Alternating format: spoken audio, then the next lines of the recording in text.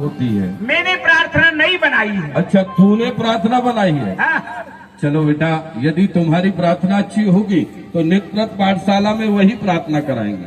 तो वो है ना, त्वमेव माता, हाँ सुनाओ। त्वमेव माता सप्ता त्वमेव, हाँ। त्वमेव माता। तो मैंने इसके स्थान पर अपना कुछ आविष्कार किया है, विस्तार किया है। अच्छा, कोई नई प्रार्थना बनाई है। त्वमेव लड्डू च पेड़ा त्वमेव, त्वमेव जलभलेली तो बाटी त्वमेव, त्वमेव दालम तो फुलका त्वमेव, त्वमेव क्षीरम सफलम सफाया।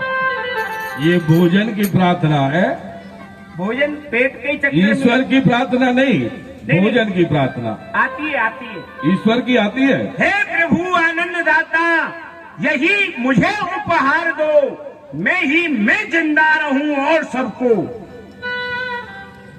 क्या मार दो। अरे मूर्ख, ये सब मर जाएंगे तो तेरा क्या होगा? मेरा क्या होगा? हाँ, पूरे वक्त। अरे गुरु जी, मैं ये नहीं कह रहा हूँ इन सबको मार दो। सब मर जाएंगे अरे सब मर जाएंगे तो इनको देख करके घबरा के मैं मर जाऊंगा। बात ये है गुरुजी, मैं कह रहा हूँ भगवान से, हे प्रभु आनंद दाता, यही मुझे उपहार दो, मैं जिंदा रहूं और सबको मार दो। जैसे हर व्यक्ति के अंदर काम, क्रोध, लोभ, मोह, अहंकार बसता है ना। हाँ हाँ, मैं भगवान से कह रहा हूँ सबको मार दीजिए। वाह बेटा, बड़ा सुंदर बोला, आध्यात्मिक बोला। आध्यात्मिक चैनल से ही बोलता हूँ। अच्छा, बहुत सुंदर। और हार चंदन तुलसी माला है प्रभु, वाह, उन्हें आप ले लीजिए। जितने भी 500 के नोट हों उन्हें हमें दे दीजिए। इनका क्या करेगा?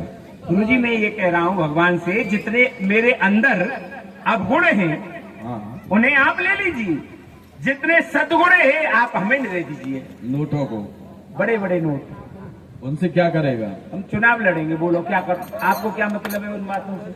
चुनाव लड़ने के लिए मूर्ख ही रहेगा है? पाठशाला में आकर के की तरफ ध्यान नहीं है, ना विद्या की तरफ ध्यान है। बेटा, अपना ध्यान विद्या की तरफ रख। हाँ, विद्या क्योंकि कहाँ रहती है गुरुजी? बेटा, विद्या बुद्धि में रहती है। अच्छा, बुद्धि कहाँ विद्या है? ही एक ऐसा धन है जिसे कोई नहीं ले सकता है, सर्वश्रेष्ठ धन कहलाया है। कहा गया है, न चोर हर्यम, न राज हर्यम, न भ्रात भंजनम, न चाभार कार्य, नृत्य कृत्यम विद्या धन प्रदानम। विद्या धन ऐसा है, ना तो चोर चुरा सकता है, न राजा उसे छीन सकता है, न भाई उसे बांट सकता है। वह सदैव सुख देने वाला धन है। इसलिए बेटा, अपना ध्यान विद्या की तरफ लगाओ, पाठ याद करो। बोलो, मात्रवत परदारेषु परद्रव्येषु लोष्टवत, परद्रव्येषु लोष्टवत्, आत्मसर्वभूतेषु आत्मत सर्वभूतेषु यह जाने तस् पंडिता। यह जानत पंडितः तस्यः। गुरुजी, क्या मतलब है? समझ में ही नहीं क्या बोल रहे हैं आप। आज तुम्हारे वो नहीं है तो फिर आप सब कुछ बोल रहे हैं। हाँ बेटा, आज बोलेंगे। हाँ, क्या मतलब है? समझ में नहीं आया। इसका भाव अर्थ होता है, मात्रवत परदारेषु, पराई स्त्री को। दारा माने क्या होता है गुरुजी? स्त्री होता है बेटा। और हम तो सब- महिलाओं को कहते हैं। आप जाने क्या कहेंगे, आप तो मूर्ख है ना। जी गुरुजी। हाँ, मातृवत परदारेषु, पराई स्त्री को माता की दृष्टि से देखना चाहिए। ठीक है, पर द्रव्येषु लोष्टवत, पराये धन को एक मिट्टी के समान समझना चाहिए। आत्म सर्वभूतेषु, पराई आत्मा को अपनी आत्मा के समान समझना चाहिए। इन बातों को जो जानता है वही पंडित कहलाता है। गुरुजी, ये बात हम लोगों के लिए कि आपके लिए भी है? सबके लिए है, आप हमारे तो लिए। मानते नहीं इन बातों में से एक भी क्यों नहीं बात। मानते बेटा? हम सभी आप बातों, कह रहे थे कि पराई आत्मा को अपनी आत्मा समझना चाहिए। ये सत्य है। आप तो समझते ही नहीं है। क्यों पराई आत्मा को आप पिटाई क्यों करते हैं? बेटा? आपकी आत्मा को कष्ट नहीं होता? कष्ट होता है, परंतु तुम्हें ज्ञान देने के लिए। ऐसा ज्ञान जो हाथ में ही लगा रहता है हमेशा। इसी से तो ज्ञान प्राप्त होता है। अच्छा छोड़िए गुरुजी, हाँ। आपने कहा कि पराई स्त्री को माता की दृष्टि से देखना चाहिए। अवश्य।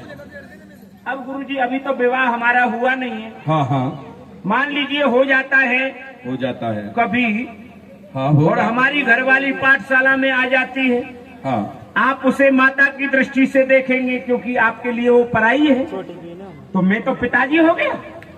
मूर्ख, तुझे ज्ञान नहीं, तू हमारा शिष्य है।